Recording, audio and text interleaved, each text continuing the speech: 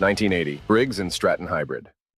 We're used to concept cars coming from major automakers, but in 1980, small engine manufacturer Briggs and Stratton introduced this last gasp from the malaise era. A six-wheel hatchback with a B&S 18-horsepower air-cooled twin-cylinder combined with an 8-horsepower electric motor, which could power the car independently or in tandem. The extra axle supported the weight of the 10 car batteries that lived under the trunk floor. Like today's PHEVs, the batteries were charged by braking, running the engine, or plugging in. Acceleration was pokey, but the car could top 60 miles per hour eventually, and a frugal driver could get 85 miles per gallon. Briggs and Stratton still owns the car, and it was featured on Jay Leno's Garage. 1981 Ford Probe 3. Before the questionable Probe name was used on a production car, it adorned a series of concepts. At a time when most Ford cars were still boxy boxes, the Probe 3 gave the world a preview of the aero styling that would come to define Ford design in the late 1980s.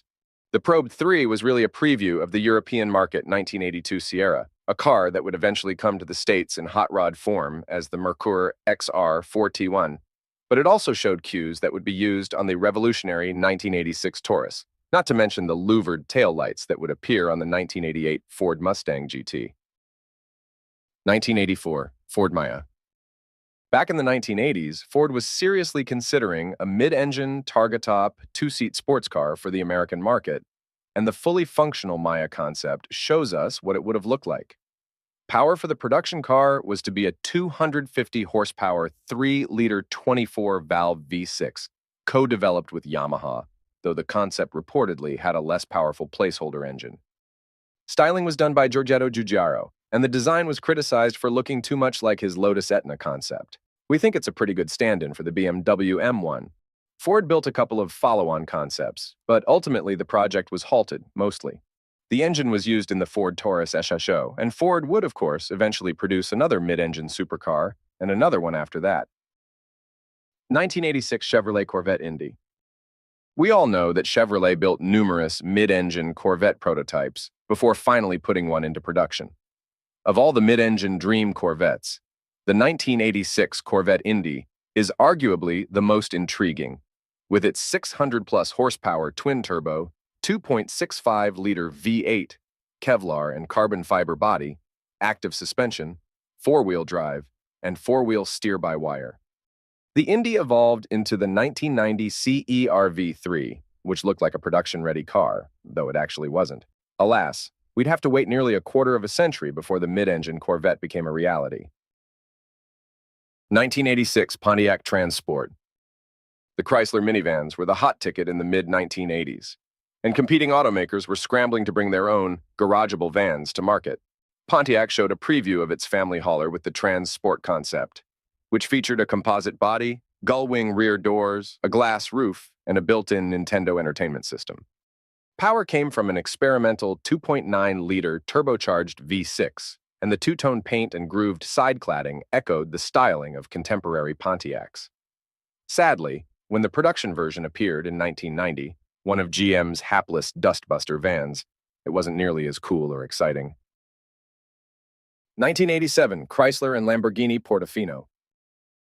Chuffed with its 1987 purchase of Lamborghini, Chrysler repurposed a Kevin Verduin design called the Navajo and applied it to a stretched Lamborghini Jalpa platform, which it called the Portofino, not to be confused with the Ferrari Portofino.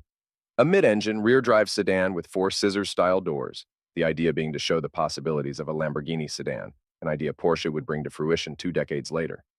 There never was a four-door Lambo, at least not under Chrysler ownership, but the styling of the Portofino would have a heavy influence on Chrysler's most daring and successful designs, the cars we know as the Dodge Intrepid, Chrysler Concorde, and Eagle Vision. 1987 Lincoln Vignale. Alfredo Vignale was a former Pininfarina designer whose company eventually wound up under Ford ownership, and the name was applied to this concept for a high-end Lincoln Roadster.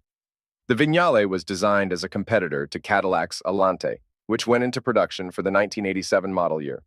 Presumably, it signaled Ford's intention to pounce in case the Alante succeeded, but of course the Alante didn't succeed, and in fact was a money loser that ended up as one of General Motors' biggest failures of the 1980s. No surprise, then, that the Vignale never made it into production. Today, the Vignale name is used on high-trim Ford cars in Europe. 1987 Oldsmobile Aerotech. The Oldsmobile Aerotech was designed as a showcase for Oldsmobile's then-new Quad 4 engine, a 2.3-liter four-cylinder that featured dual overhead cams and 16 valves. Old hat today, but heady stuff in the mid-'80s, especially for Detroit, which had been struggling for years to build a halfway decent four-banger. Designed by the legendary Ed Welburn, the Aerotech was based on an IndyCar chassis and was effectively a rolling aerodynamics lab. Turbocharging brought the Quad 4 up to 900 horsepower, quite a bit more than the 151 horsepower it made in stock form, and A.J. Foyt took the car up to 218 miles per hour. A second version of the Aerotech, with a 1,000 horsepower Quad 4, hit 275 miles per hour. The Aerotech produced reams of positive publicity for the Quad 4, and Oldsmobile later built a third car in the early 90s to promote the upcoming Aurora's 4-liter V8. 1988 Cadillac Voyage in Solitaire.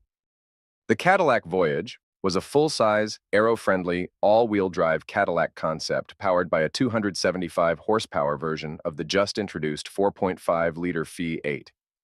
The shape should look familiar, as it would be used for the 1993 Cadillac Fleetwood, though the concept bears a much stronger resemblance to the closely related 1991 Chevrolet Caprice.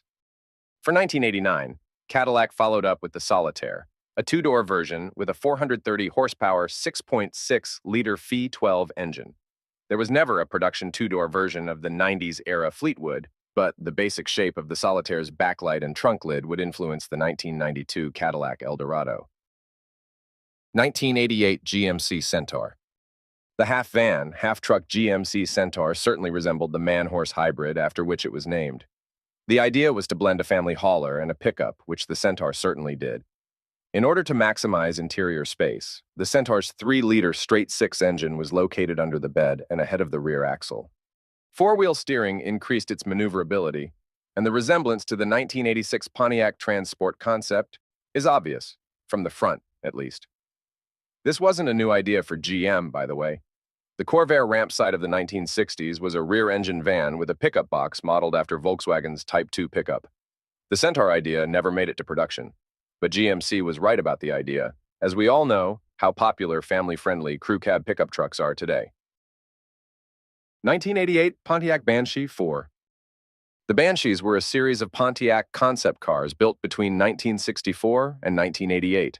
Pontiac described this last Banshee as the future of driving excitement, and it meant that literally, the Banshee's styling was a warm-up for the fourth-generation 1993 Firebird and, to a lesser extent, the Chevy Camaro. Designed as both a test bed and a styling concept, the Banshee was a fully functional car powered by a 230-horsepower 4-liter fuel-injected V8 with overhead cam cylinder heads integrated into the block. And lest you think GM had lost its soul, the Banshee employed a 5-speed manual transmission and rear-wheel drive. Among the concept's future tech, adjustable pedals, moving map navigation, and a head-up display. 1989 Dodge Viper RT10. We've saved our favorite 1980s concept for last, Dodge's stunning Viper RT10. The concept was intended as a modern-day Shelby 427 Cobra powered by a crazy big 10-cylinder engine that was to be shared with future Ram pickups. The concept did indeed have a V10, though it was reportedly cobbled together from two V8s and unrelated to the production mill. Reaction to the Viper concept at the 1989 Detroit Auto Show was overwhelmingly positive, and Chrysler gave it the green light. When the production Viper appeared for the 1992 model year, it looked almost exactly like the concept car.